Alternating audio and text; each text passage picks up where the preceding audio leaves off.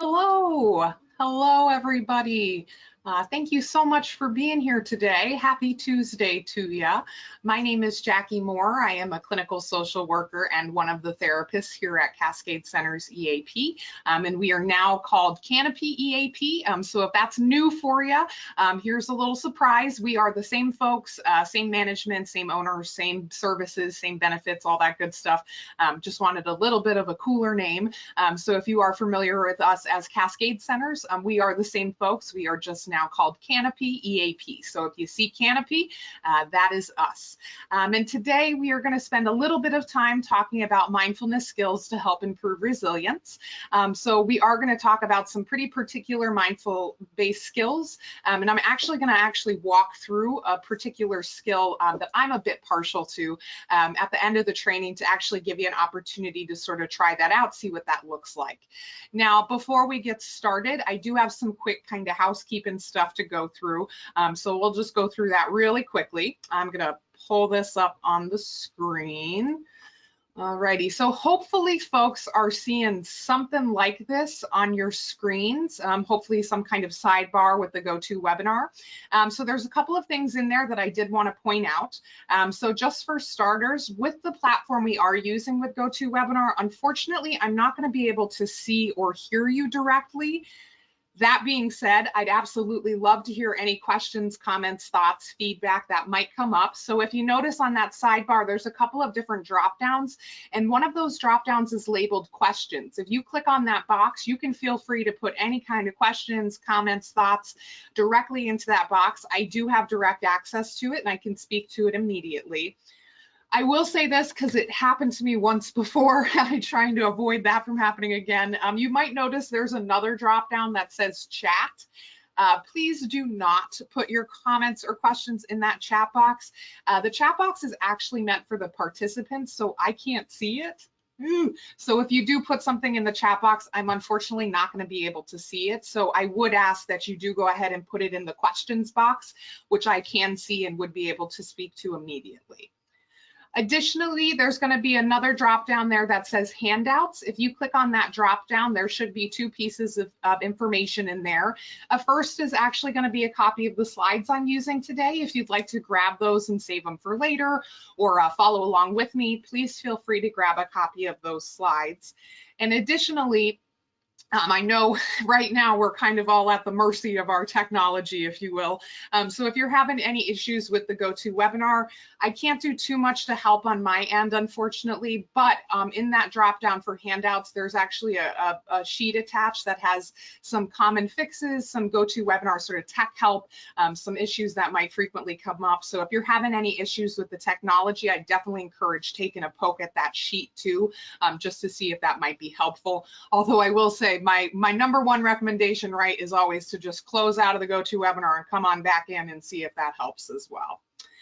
Now, before I get started, I do just like to double check so I can make sure I'm not talking to myself for the next 30 minutes. Would folks mind going into that questions box and just letting me know if you can see and hear me okay?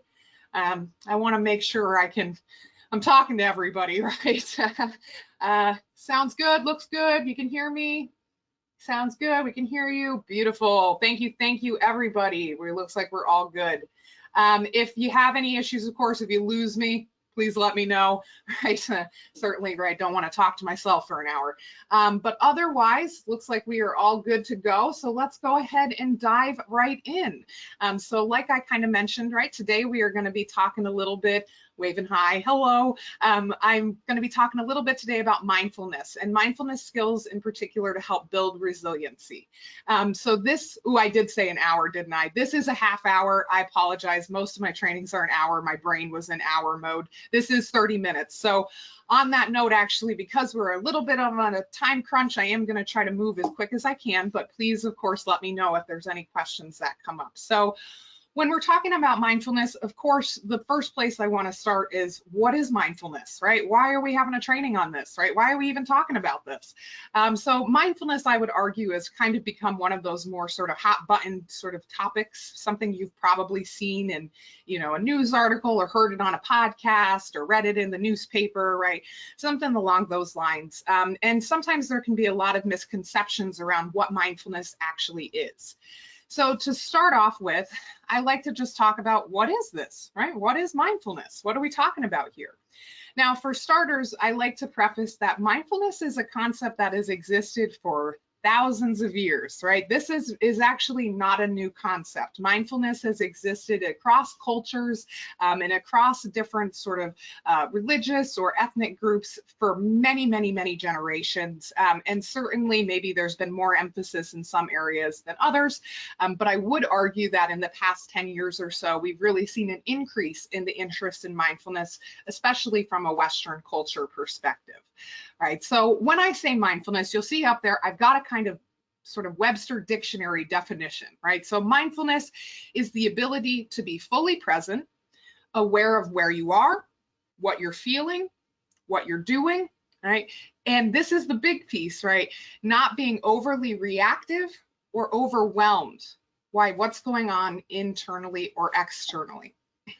Now, that's kind of a wordy definition, right? It's a lot of words there, right? What does that actually mean? Well, to boil it down, it is essentially your self-regulation of attention, right? What ability do I have to be present in the moment? And what ability do I have to be present in the moment in this big piece here, right? In being present with an attitude of curiosity, openness, and acceptance. Now, this is a big difference here, right? Because many of us may have the ability to be present, but the attitude that we come in from maybe is from a space of shame or self-criticism or self-hatred even, right? Maybe there's some really negative connotations towards the way that we talk to ourselves and the way we view ourselves, right? The way we view our emotions. Ultimately, this second piece is really crucial to mindfulness. Is it the ability to be present? 100%, right? It's the ability to be here in the moment, but more so than that, it's actually the ability to be here with an attitude of non-judgment, right? Of acceptance, regardless of what the emotion is that is coming up, regardless of what the circumstances is, I have the ability to be present and curious and non-judgmental of my experience, as opposed to, right, that counter side of maybe feeling pretty judgmental, right, towards my experiences, maybe pretty critical or shame-based. And I will say that this is very common. Right, a great way to sort of check yourself, if you will, in this area is I would ask you to reflect for a moment, how do I speak to myself in my head, right? So not verbally, not out loud, but how do I speak to myself up here, right? Is this voice that is with me 24/7, right? We can't escape that voice. Is that voice a voice filled with kindness and compassion and support? Or is that voice pretty critical, right? It's essentially the difference between having a bully or a cheerleader up in this head, right? And who would we want to have with us 24/7? Obviously it's your choice, of course, but I think a lot of folks would probably argue that they'd rather have that cheerleader than they would that bully. Now, out of curiosity, and of course, please do not share if you do not feel comfortable, certainly no obligation to do so, but do any folks kind of feel like having me talk about this a little, that maybe you're realizing, oh, I've got a little bit of a bully in my head?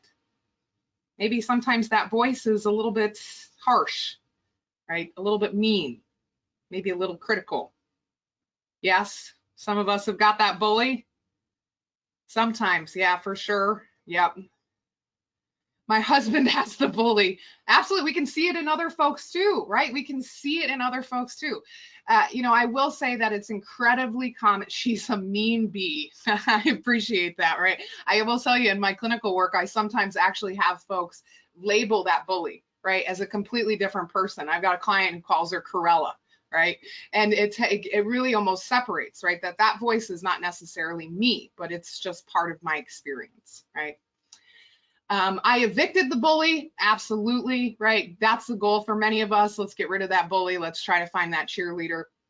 An eye opener for certain, something I hadn't thought much about, right? Absolutely. That voice is with us all the time, all the time. It's the one voice we can't get rid of, right? How that voice talks to us has a lot of power and is really tied in a lot with mindfulness. And you might be thinking to yourself too, oh, I can see that connection with resilience, right? If I am having that compassionate, supportive person in my head, it is going to be much more likely that I'm able to move through tough situations, as opposed to having that voice that's, right, kind of beating me up, right? Who's being that Cruella, right? It's going to be much easier to manage. Now, you'll see I have up here, what if we don't want to be present, right? This is part of mindfulness as well. And for a lot of folks, this is actually a struggle for them to be able to sort of engage in mindfulness. What if I don't want to be present in the moment? What if my present is too painful?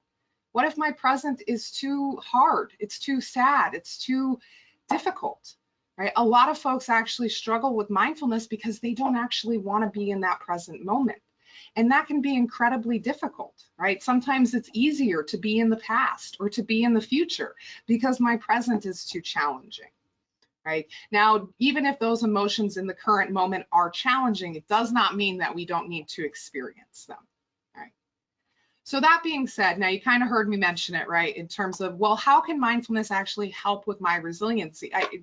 How are those connected, right? How do those work? Well, like I was kind of talking about, if we are in a space where we're accessing our mindfulness components, the likelihood of us being able to engage in our present circumstances with a clear mind, right, with our logic, with our emotions sort of regulated, is a lot greater.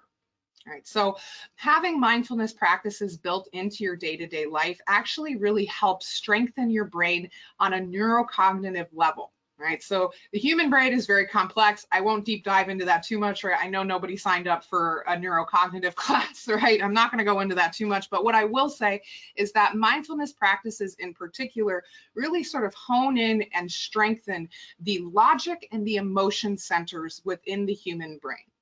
Right, so on the mindfulness end, right, of that more logic side, well, we can see that in that mindfulness is having us be present in the moment, be aware of our surroundings, be aware of our experiences, and being able to actually identify those on a logical level. Additionally, if we keep in mind that piece of non-judgment and curiosity, there is an attitude then of question, right, trying to get more information, trying to learn more. Right? Instead of just running with maybe what the emotion that came up I'm feeling and going with that, right? I actually take that pause to actually take in the information around me and try to learn something from it, figure out what's going on. Right now, on the emotion side, of course, to that too, what I really like to highlight for folks is that mindfulness can do a fantastic amount of work for you when it comes to your own emotional literacy. Right, so I am curious if you felt like sharing. Can I ask folks, when you were, think back, right? Think back a little bit. When you were back in like elementary school or high school even, did anybody here take a class in high school or elementary school on like mental health or your emotions or learning how to deal with your emotions? Is that a class anybody took? Nope, nope, nope, nope, nope, nope, nope, nope, not at all. Nope, wasn't offered. Nope. That was not a thing in the 80s. Nope, I wish. Ooh, I got a yes. I got a yes. And to answer for the folks who came in late, yes, I would ask that you put those comments in the questions box. I do have direct access to that. I can't see the chat box, so I would ask that you put it in the question box. So if you wanted to answer, if you had any questions, please feel free to throw it in the questions box. No, I wish. I'm in a master's program right now, that helps, right? No, I discussed it a little bit in health classes, but it was a small section. It was only like 2 days. It was something that people didn't talk about, right? Okay, so it looks like we have a few folks who maybe had a little bit of a yes, and I'm old, I can't remember, LOL. Fair. I know I'm asking you to think back a little bit. I was gonna say, I imagine that some folks that if you went on to college, there's a good chance you took like a Psych 101 class, or if you took, minored or majored in psychology, that again, a good chance you did learn these pieces. But the reason I ask this is because ultimately this is not something that is taught to us. Our emotional regulation skills are not inherent. They are not something that you're born with, like many of our other skills, including resilience. Resilience is not something we're born with either. Both of those emotional regulation skills and those resilience skills, they're learned, right? They're taught to us. And if we weren't taught anything, right? We weren't given a class, we weren't taught it. What do? We weren't taught anything, right? We do what we can with what we have. So if we weren't taught anything or taught ways to manage our emotions or regulate, right, it's not going to be a skill set that we necessarily have that's really strong, right, is really buff. Mindfulness can actually really help strengthen these areas, right? Because what it does, it helps you become more aware to your own emotions, where I actually have to start noticing what I'm feeling at any given moment. It also builds the connection between our minds and our bodies. We know that our emotions don't just impact up here, right? I'll ask you all to think about the last time you were really anxious. Was that only in your head? Probably not, right? Probably had that anxious belly, or you're a little jittery or a little nervous, right? Because ultimately our emotions are experienced throughout our full body. So again, mindfulness helps build that connection, right? And especially if you're maybe thinking to yourself that I'm someone who never had the opportunity to learn these things, then certainly is a great thing to be thinking about to help build those skills. So what does this do? Mindfulness helps increase our awareness of and attention in the present moment. So the ability to actually be here when I am here, and certainly through which we experience our emotions without judgment and regulate our behavioral response to them.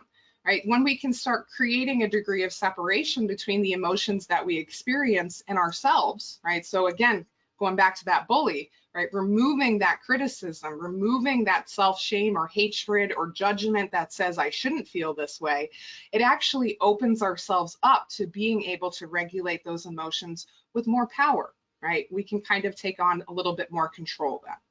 Ultimately, emotions are neither negative or positive. They have absolutely no moral meaning whatsoever. They're just communications from our brain. So if we can start then actually reading those communications, all of them, even the ones that we don't necessarily like that much, right, we're actually really building our emotional literacy. So mindfulness is also shown to improve global regulation. There are hundreds of studies, and I will say, you know, if you're curious, take a deep dive. There's a lot of stuff out there, but there are hundreds of studies that indicate mindfulness practices in your life can really help to increase relaxation, help think clearly, and to help stay calm under pressure, which is really what we're referring to, right, when we're talking about that, how mindfulness can help resiliency.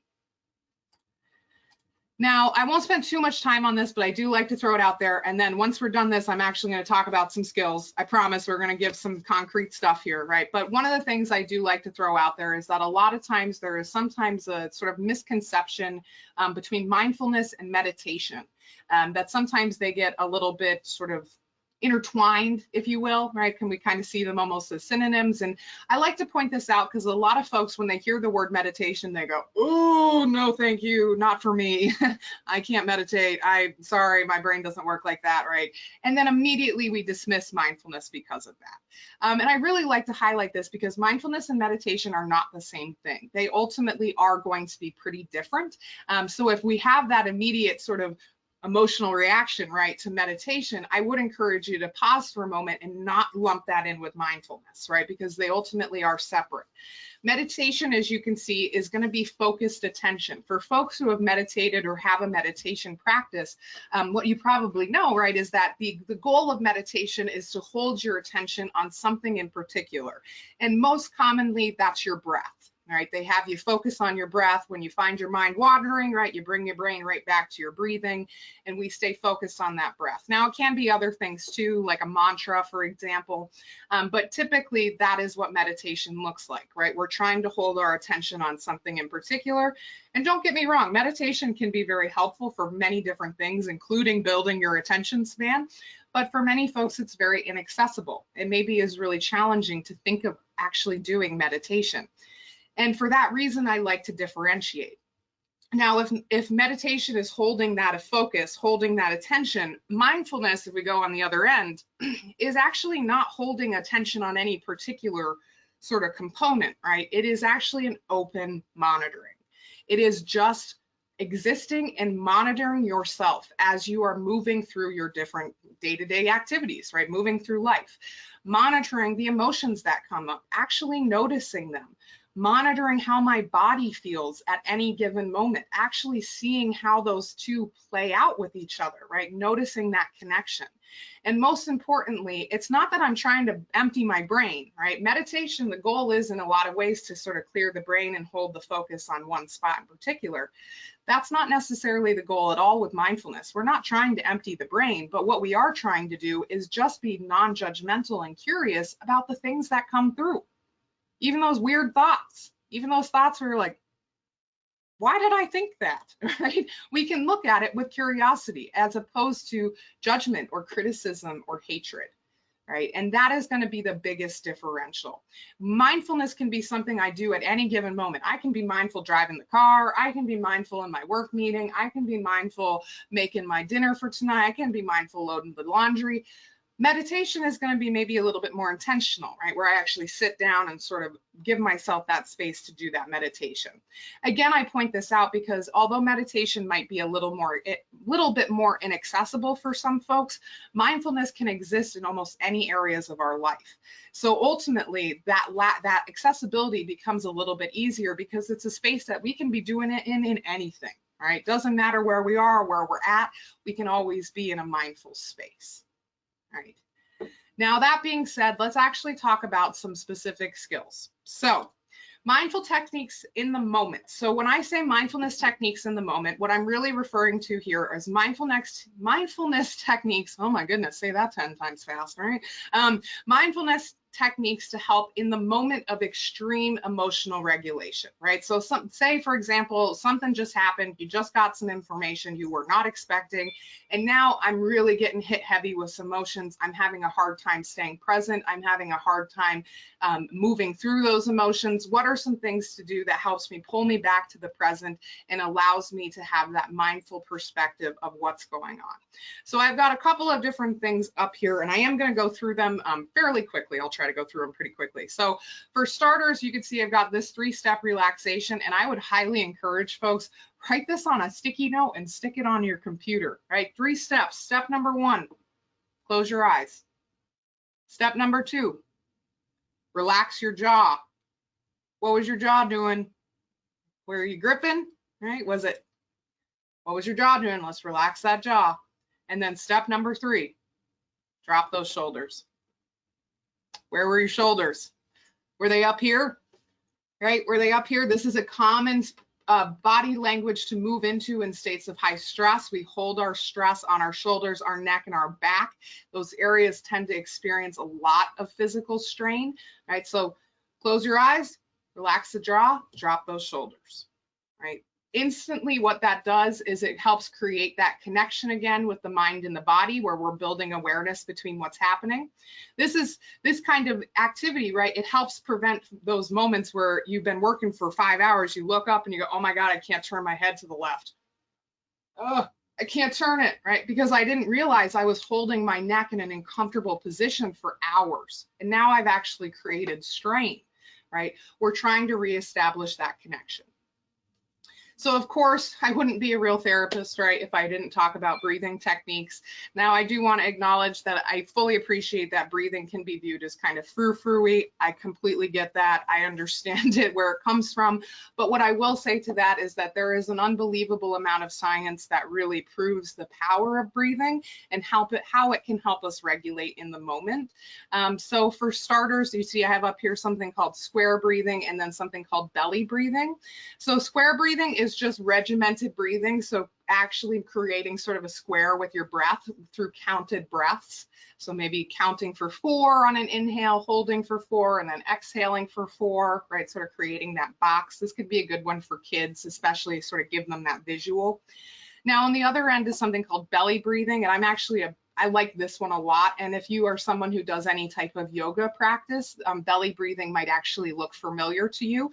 Yoga breathing is rooted in yoga practice. So essentially what this is referring to there is that we as human beings have generally 2 types of breathing.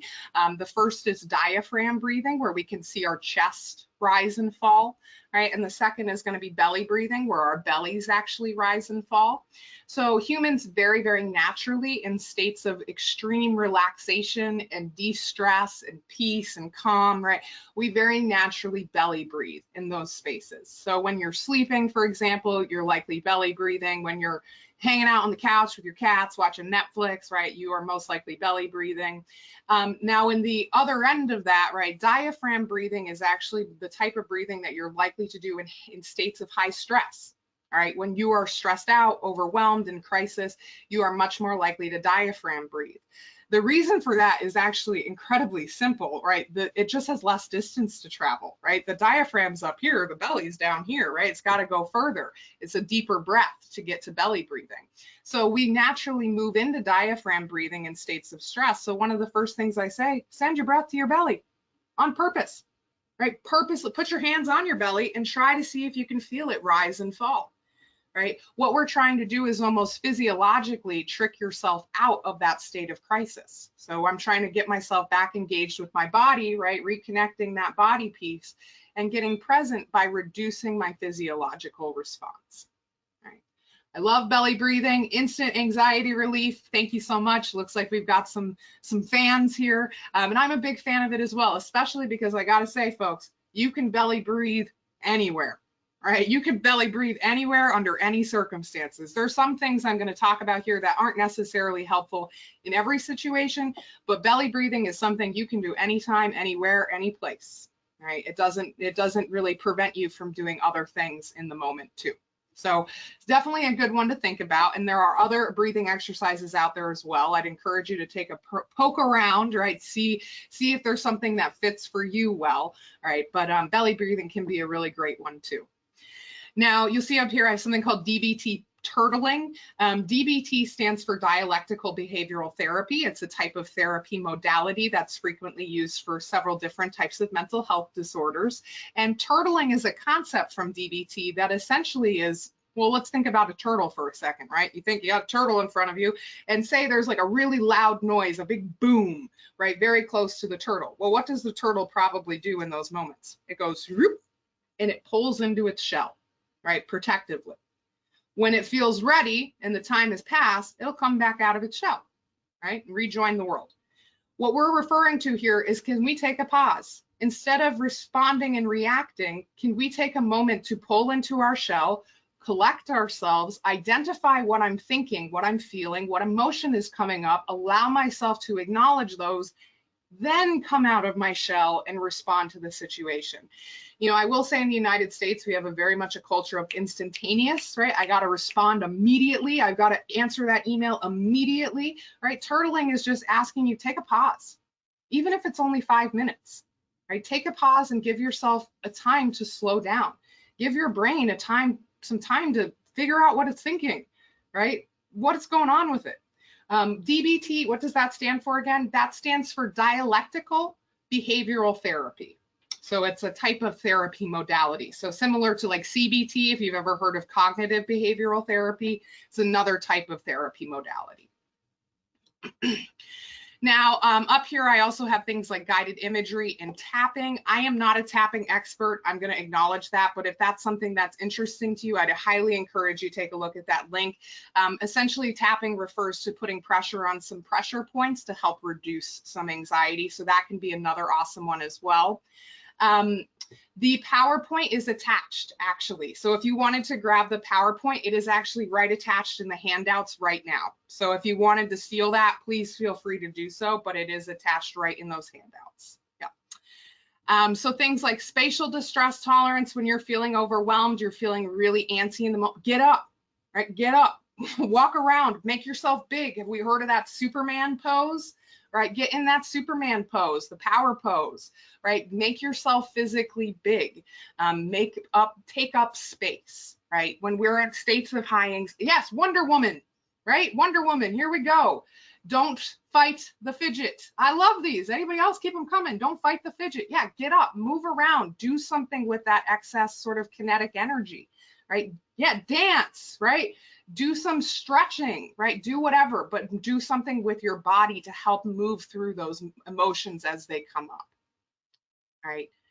Now, I know we're running out of time here. Ooh, I talk too much. I apologize, folks. But I do also want to give some mindfulness on the day-to-day life. So that's in the moment. So what are some things I can just be doing, generally speaking, on a day-to-day basis? So one I have up here, simplify your life. What does that mean? It means get rid of the clutter. And I don't mean that like literally in your house. I mean, you can do that too. Don't get me wrong. If you want to declutter your house, awesome, right? But I mean, like, do I have 50 unread text messages sitting on my phone with that little red number staring at me every time I open my phone? Do I have 12,000 emails, just that number sitting there, right, on my cell phone, right? Do I have 55,000 different things that I need to do every single day, but not necessarily things that I want to do? Can I cut some of that back? Right? What we're trying to do is, what are some ways that I can simplify my life? Now, I'm going to acknowledge this is going to be different for every single person, right? I'm going to acknowledge that fully, right? What that looks like is going to be different for you. I'll tell you this right now. Somebody said it right. Decluttering and organizing your home closets is great for those of us with anxious minds. I completely agree. For me, that's what that looks like. When my external space is cluttered and chaotic, I feel it up here, right? So if I can do something to help with those, is really, really helpful, right? Those bubbles with notifications drive me crazy. Right? Absolutely, they stress you out. You see them, you go, oh my God, I got all these emails, and like half of them are spam, and I don't even want to look at them, but I need to unsubscribe from those emails, but I'm keep getting them anyway, right? And it becomes this vicious circle. So can I find ways to start actually simplifying and reducing some of that clutter and chaos around me? It makes it much easier to be present, right? Because I'm not thinking about the 12,000 emails that I got to answer, all right? All right, so take 10 minutes every day to do nothing. This is actually something I do with my clients, right? I quite literally mean 10 minutes to exist. There's not anything in particular you need to be thinking about or doing, but 10 minutes just to literally stop and slow down. Again, this helps your brain get comfortable with being present, right? And being present in the moment. I already mentioned this one, but increase self-compassion. How do you talk to yourself about yourself every day? Start noticing that voice. Right? What does that voice say to me? How does it talk to me? Is there ways I could maybe have it talk to me a little bit nicer, right? Identify something you are grateful for every single day, right? That is really helpful as well to keep with perspective. Let me see. Book recommendation, The Gifts of Compassion by Stan Steindl, Australian Academic Press. I've heard of that book. I will acknowledge I haven't read it, but I've heard fantastic things. Sounds great. The email bubble on my personal phone has 23,320 unread emails. Oh my goodness, I'm so sorry. Just throw out the whole email, right? Let's just get a new email address. I'm giving up on that one, right? Just kidding. But that's a great example. The book that was recommended is The Gifts of Compassion. The Gifts of Compassion. I'm declaring email bankruptcy. Absolutely. Yep, I agree with you. All right, so prioritize your relationships. I kind of like to talk about this too. Humans are very much social creatures. We got to be around each other. We create communities for a reason. We create families for a reason, right? So prioritizing those relationships. And I want to specify here, the relationships that make you feel good, right? So not the relationships that make you feel small or shameful or criticized, right? Going back to that self-compassion again, we don't want to prioritize those relationships because ultimately they don't help us, right? They don't build us. But we want to prioritize those relationships that do feel good. And certainly connected with that social piece, adding a form of service to others as part of my routine in some capacity. And this does not have to be huge, right? I'm not saying you got to volunteer, 2 hours a day, every day of the week. I mean, oh my goodness, we got stuff to do, right? But small things, moments of just random acts of kindness, right? These are really helpful ways to help create some slowdown, some presence, and some self-compassion in our lives. Now, on that note, I totally know I'm out of time, and I'm so sorry for that. I talk way too much. Apologies on that one. So we're not going to have time, unfortunately, to do my mindfulness activity because I do want to be respectful of everyone's time. But what I would say is if you were curious, progressive muscle relaxation is one of my favorite mindful activities because it really engages with the body, which can be really helpful for folks who are maybe newer to mindfulness in the sense that it gives you something really concrete to be doing and thinking about.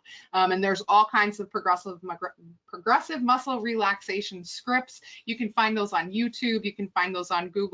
And those are really great as well, and definitely helpful for falling asleep too. If you ever need help sort of slowing down and getting present, it's a great one for sleep.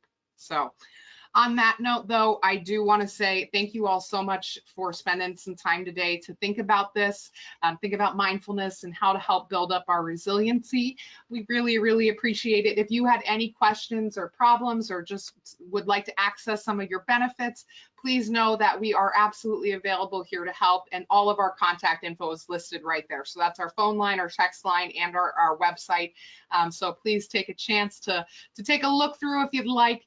And I absolutely would say, please let us know if there's anything we can do to help support you. I know this is a tough time, so please let us know if there is anything we can do to assist. And then I'll just say, before I let you go, I'm going to give you all a homework assignment, and that is to do something good for yourself today, even if it's only for 10 minutes. But otherwise, thank you all so much. Have a great Tuesday. Thank you, thank you. Please let us know if there's anything we can do. And I will do something good for myself too. I appreciate it. Call me out on that. I'll do something good for myself too. And this, for the person who asked, I'm sorry, it's gone through so fast. This is being recorded, so the recording should be sent over. So this should be available. But otherwise, yes, go be Wonder Woman today. All right, go take on all those tough things, but with that attitude of curiosity and kindness. Right. And the tapping address is thetappingsolution.com. So if you're interested in the tapping solution. So thank you all, everybody. Thank you so much. Please let me know if you have any other questions. I'll hang out here for another minute. So thank you. Thank you. Take care. Appreciate it. Thank you, everybody. We'll take on the world with that mindfulness. Right? That presence, that self-love, right? That curiosity. We're doing tough stuff right now. It's a tough world. So thank you, everybody. Have a great rest of your week. Have a great Tuesday. Enjoy the sunshine. It's kind of sunsetting a little bit later now, right? When I tried to access the PowerPoint, it said it could not be opened. That's interesting. Oh no.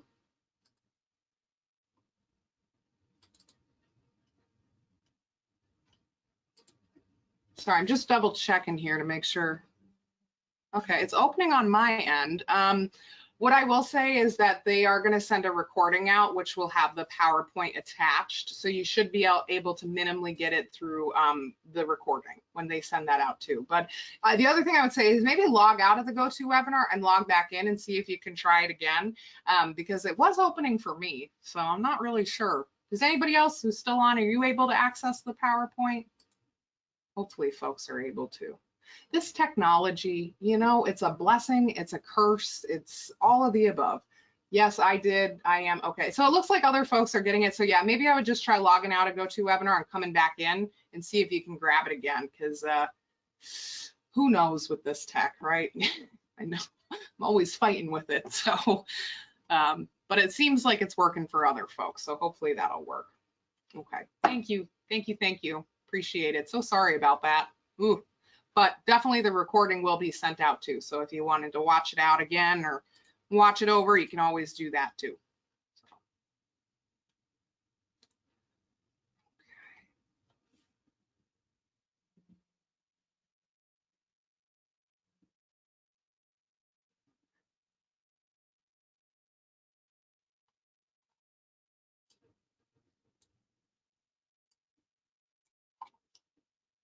All righty, folks. Well, not seeing any other questions, so I might end us here, but thank you all so much again, and I hope you have a great rest of your week, and please let Canopy know if there's anything that we can do for you. Thanks, folks.